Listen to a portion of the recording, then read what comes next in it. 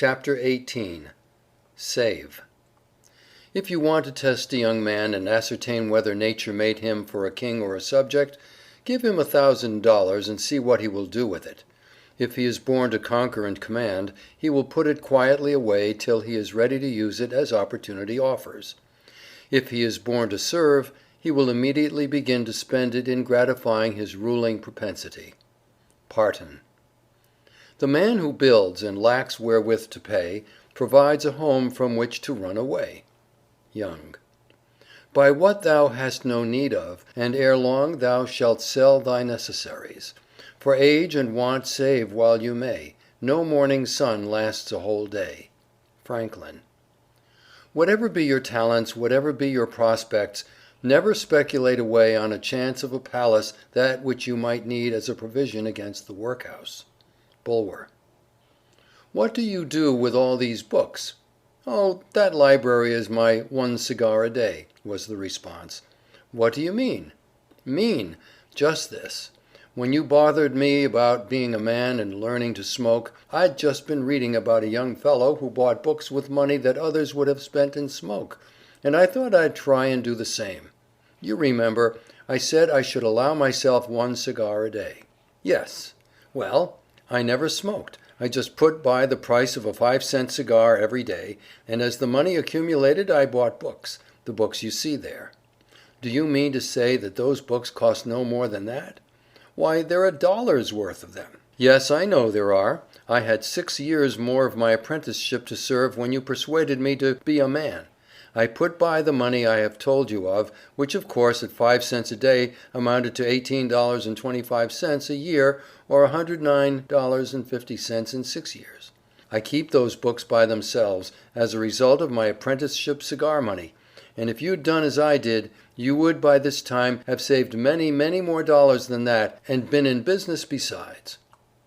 If a man will begin at the age of 20 and lay by 26 cents every working day, investing at 7% compound interest, he will have $32,000 when he is 70 years old. 20 cents a day is no unusual expenditure for beer or cigars, yet in 50 years it would easily amount to $20,000. Even a saving of $1 a week from the date of one's majority would give him $1,000 for each of the last 10 of the allotted years of life. What maintains one vice would bring up 2 children. Who does not feel honored by his relationship to Dr. Franklin, whether as a townsman or a countryman, or even as belonging to the same race? Who does not feel a sort of personal complacency in that frugality of his youth which laid the foundation for so much competence and generosity in his mature age? In that wise discrimination of his outlays, which held the culture of the soul in absolute supremacy over the pleasures of the sense, and in that consummate mastership of the great art of living, which has carried his practical wisdom into every cottage in Christendom, and made his name immortal? And yet how few there are among us who would not disparage, nay, ridicule and contemn a young man who should follow Franklin's example. Washington examined the minutest expenditures of his family, even when President of the United States. He understood that without economy none can be rich, and with it none need be poor. Napoleon examined his domestic bills himself, detected overcharges and errors. Unfortunately, Congress can pass no law that will remedy the vice of living beyond one's means. We are ruined, says Colton, not by what we really want, but by what we think we do. Therefore, never go abroad in search of your wants. If they be real wants, they will come home in search of you. For he that buys what he does not want will soon want what he cannot buy. I hope that there will not be another sale, exclaimed Horace Walpole, for I have not an inch of room nor a farthing left. A woman once bought an old door plate with Thompson on it, because she thought it might come in handy sometime. The habit of buying what you don't need because it is cheap encourages extravagance. Many have been ruined by buying good pennyworths. Barnum tells the story of one of his acquaintances whose wife would have a new and elegant sofa, which in the end cost him $30,000. When the sofa reached the house it was found necessary to get chairs to match, then sideboards, carpets and tables to correspond with them. and so on through the entire stock of furniture, when at last it was found that the house itself was quite too small and old-fashioned for the furniture, and a new one was built to correspond with the sofa and et ceteras. Thus, added my friend, running up an outlay of $30,000 caused by that single sofa, and saddling on me in the shape of servants, equipage, and the necessary expenses attendant on keeping up a fine establishment, a yearly outlay of $11,000, and a habit of extravagance which was a constant menace to my prosperity. Cicero said, "Not to have a mania for buying is to possess a revenue." Many are carried away by the habit of bargain buying. Here's something wonderfully cheap, let's buy it. Have you any use for it?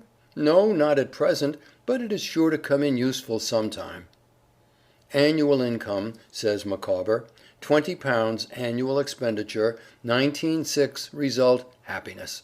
Annual income £20 annual expenditure, £20 ought and 6 result misery. Hunger, rags, cold, hard work, contempt, suspicion, unjust reproach are disagreeable, says Horace Greeley, but debt is infinitely worse than them all. If I had but 50 cents a week to live on, said Greeley, I'd buy a peck of corn and parch it before I'd owe any man $1. To find out uses for the persons or things which are now wasted in life is to be the glorious work of the men of the next generation, and that which will contribute most to their enrichment. Economizing in spots or by freaks is no economy at all. It must be done by management. Let us learn the meaning of economy. Economy is a high, humane office, a sacrament when its aim is great. When it is the prudence of simple tastes, when it is practiced for freedom or love or devotion.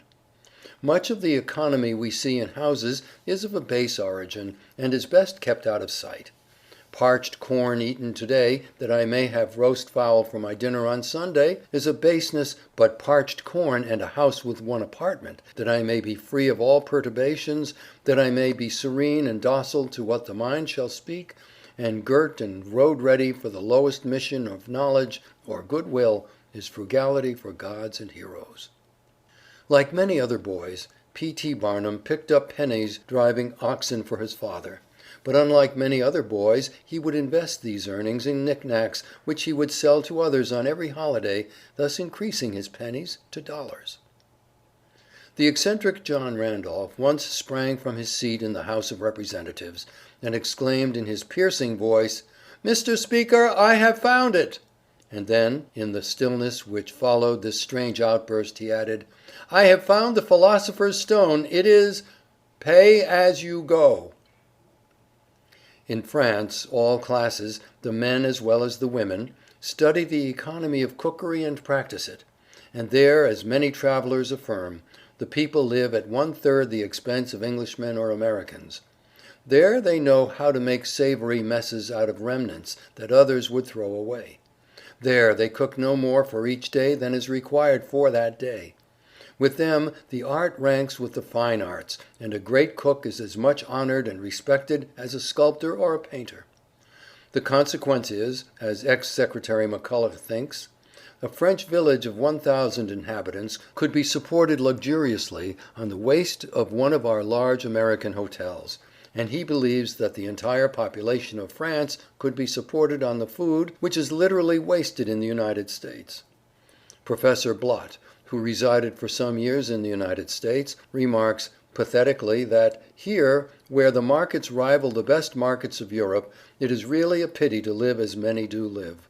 There are thousands of families in moderately good circumstances who have never eaten a loaf of really good bread, nor tasted a well-cooked steak, nor sat down to a properly prepared meal.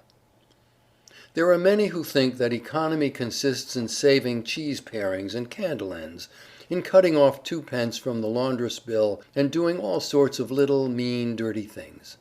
Economy is not meanness. The misfortune is also that this class of persons let their economy apply only in one direction. They fancy that they are so wonderfully economical in saving a halfpenny, where they ought to spend 2d., that they think they can afford to squander in other directions. Punch, in speaking of this one idea class of people, says, They are like a man who bought a penny herring for his family's dinner, and then hired a coach and four to take it home. I never knew a man to succeed by practicing this kind of economy. True economy consists in always making the income exceed the outgo. Wear the old clothes a little longer, if necessary.